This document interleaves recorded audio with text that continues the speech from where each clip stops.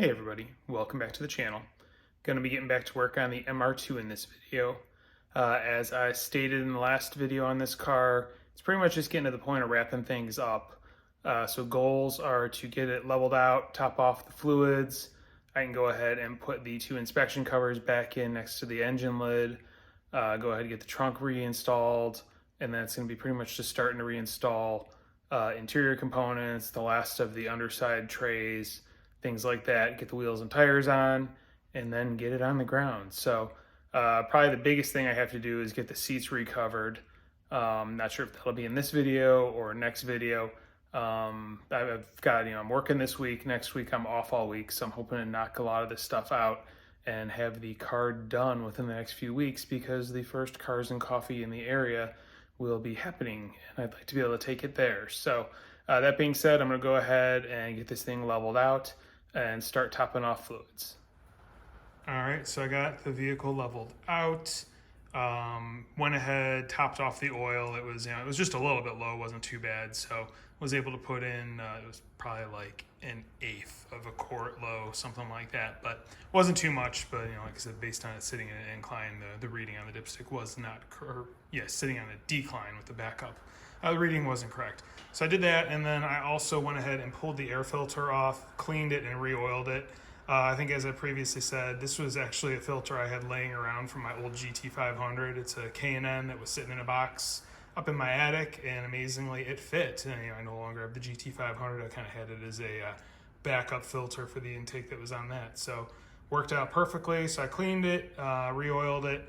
So I think I'm good up top. At this point, I think I can go ahead and put the inspection covers on. And then I also have a couple of circle decals that I need to put in place for where the pads on the trunk lid hit the paint there, to keep it from scratching the paint, because I did have to remove the original ones when I repainted that cross member there. So I'm going to go ahead, get the inspection covers installed, get those circle stickers in place, and that will pretty much wrap up what I need to do up here with the engine cover and engine bay from up top. All right, so you can probably see it there. It's not easy to see, but the circle is installed there, and one over here.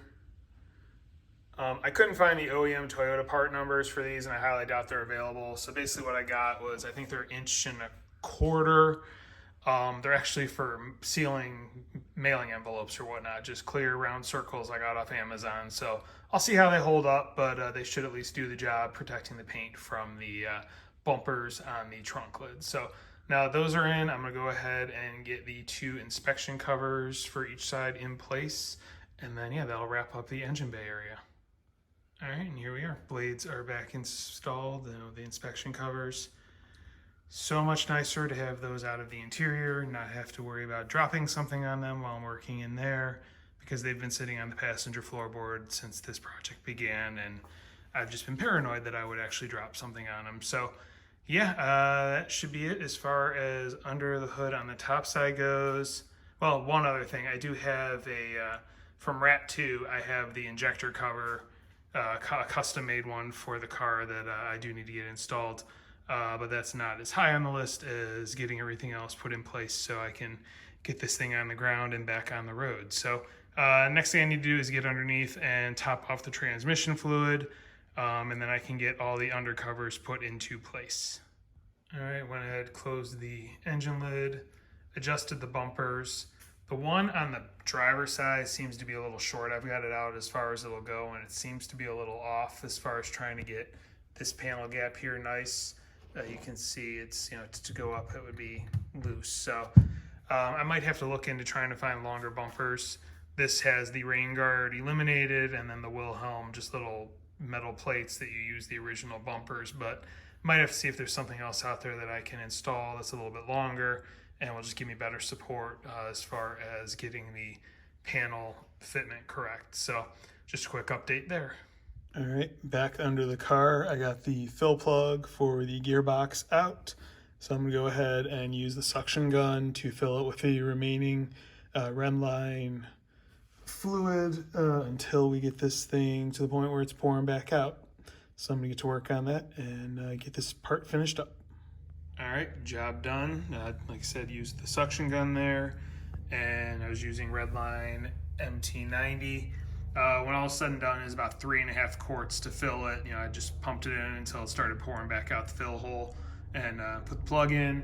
Used 24mm wrench to loosen and tighten the plug. So that is done. I think next on the list, I am going to get the trunk lid reinstalled on the car, because I brought that up from my basement earlier today, and I don't want it just sitting here on the ground or on the bucket, as you can see right there, anymore, because I don't want to trip over it and risk knocking it over. All right, and as you can see, trunk lid is reinstalled. Wasn't too bad. You can see here, I just put a couple of microfiber cloths in front. I had them doubled up earlier when I was just laying the trunk on these along the back wall, getting everything bolted up, and then once it was loosely bolted in place enough that I could shift it, I just had these singled just so it wouldn't damage anything behind it. So did that on both sides. You know, had the bolts that are closest to the bottom, if you were looking at it, pretty loose, and then I was just using the ones that were the top ones that are more accessible, and using those to slightly loosen, tighten, snug down as needed to get the gaps pretty good. So it's pretty flush. Happy with the gaps. Everything's tightened down.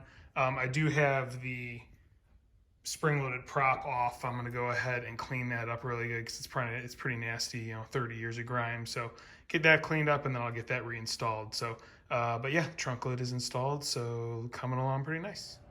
All right, so here's the trunk prop.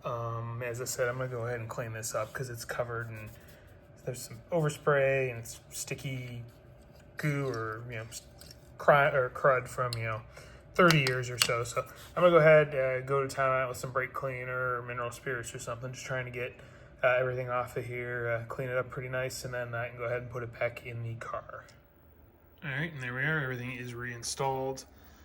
Cleaned up the arm as much as I could. It's just got some oxidation from the years, but no longer has that layer of sticky grease, whatever the hell was on it. So much better. And then everything's tightened up here. It's the 2 bolts and then the 1 nut that hold it to the body there. As I mentioned previously with doing the hinges, what I did when I was aligning the trunk lid was the bottom ones here that are harder to get to, I left those pretty loose enough where they'd move fine. These are the ones that I was using for the adjustment. I would just snug them up enough where it wouldn't move, get everything positioned, and then once it was good to go, tighten all 4 all the way down. So everything is aligned, it opens and closes perfectly, gaps are pretty good, so pretty happy with the trunk now. Next on the list, I need to pull the spoiler back off. When the body shop who did the paintwork reinstalled it, they left behind the 2 brackets that go to it, here and here. So I'm not sure what they did underneath, but I want to take it off and make sure everything is mounted properly. I mean, all the bolts and stuff are, showing through and whatnot, but just want to make sure that there is no issue with how it's mounted to the body. So I'm going to go ahead and get that pulled off, check things out right now. All right, so here we go. Reinstalled those brackets. Found my old pictures from when I took this thing apart. It had hex bolts in them, holding them on. I cannot find any hex bolts in the bag or the box of leftover hardware that I have that fit these. So I went through some of my just universal hardware, found these Phillips screws that were threaded and they fit right. So, and in the photo, that's where the blue one was at that angle, and that is where the red one was at that angle. So those are now reinstalled. Those are basically for locating the spoiler. There are tabs right here on each side that go into those brackets. So those are installed. I can go ahead and put the spoiler back on the car. All right, everything is reinstalled. One thing I'll add, I did go ahead and use just some silicone Right Stuff sealer. I put a little dab on these 4 the nuts that go on these 4 studs, as well as these 2 anchors here, because I'm sure when this thing was built, those nuts and whatnot had seals on them to try and keep water from coming through, but 30-year-old car, stuff wears out. I don't want to have to worry about any water intrusion in the trunk. So I did seal those because those ones are open to the elements. The 2 screws that go on the very ends right here, and then there's one on the other side, those are outside of the weather stripping. So those I didn't worry about putting any sealant on. But yeah, these 6 here, those are sealed. Everything is mounted, installed, and good to go. And trunk closes and latches as it should. So we are all set there as far as the trunk work goes. I think I'm going to do one more thing before I call this a video. I think I'm going to go ahead and put the remainder of the underside covers on, and that way we're pretty much done with body stuff, and it will be on to the interior for the next video. So I'm going to go ahead, get everything together, cleaned up, and get those two covers installed. All right, well, here we go. Two bottom panels are installed, so that is everything for the under trays. This one, the small, what they call a downpipe tray, this is an MR2 Heaven repop, fit fine. I have one hole on it, which is not hooked to anything, but I think that has to do with the under tray that's on my car. I believe there's a difference between the naturally aspirated and the turbo under trays or something, because this under tray, my factory one, you can see here, it has some bolt holes that are a little different. Even the downpipe panel that was previously on here had nothing here. It was like nothing to attach to. So I do have my original larger one that wraps around and goes up into the wheel well there. That's still on here. But that one bolted up fine with the MR2 Heaven reproduction that's in front of it there. So everything's bolted in. This should be nice because it's actually, you know, there's a hole here. It'll vent air upward right to where the intake is. So that's kind of nice, you know, little cold air channel, duct, whatever you want to call it. But yeah, everything's bolted in solid. And then as far as the other side goes, you can kind of see it's definitely tight to where the oil pan is, but it does clear. And I've got that bolted in there in the wheel well.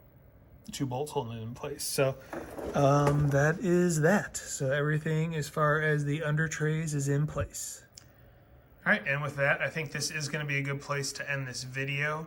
You know, you can see there how it covers everything in the inner well when that comes up, so that's nice. Like I said, the clearances are all good with the axles and everything like that. So yeah, I'm going to call it a video here. Good stopping point, because I am pretty much done with everything as far as reassembling the body panels. I've got the trunk lids in, the engine covers in, the inspection panels are in. So that primarily leaves the mess of the interior. You know, all that's really in here is the driver's seat and the dash. It's a mess. I'm going to have to do some severe scrubbing of the carpets with a washer because they're full of dust from the body shop from being in there for all that time. Everything is really, really nasty. As you can see, dirty, dusty. All is going to have to be wiped down. I have leather seat covers for both seats because the driver's side is just trashed. The bolsters and whatnot are in really bad shape. Passenger side is currently down in my basement, so I'll probably start with that one. I did already add covers to the door cards, matching leather inserts. I did a video on that some time ago. So yeah, that is pretty much where we're going to be at with this. It's going to be just reinstalling stuff, getting it cleaned up, and hopefully have this thing ready to go. My goal is to have this cars and coffee worthy for an event that's coming up in 1 week from today. So quite a bit to do before then, but I am off work this week, so I should be able to hopefully knock it out and get it to that point. So if you're interested in following along, liking what you're seeing, please hit like, please hit subscribe, please hit the notification bell. Thank you for watching and have a great day.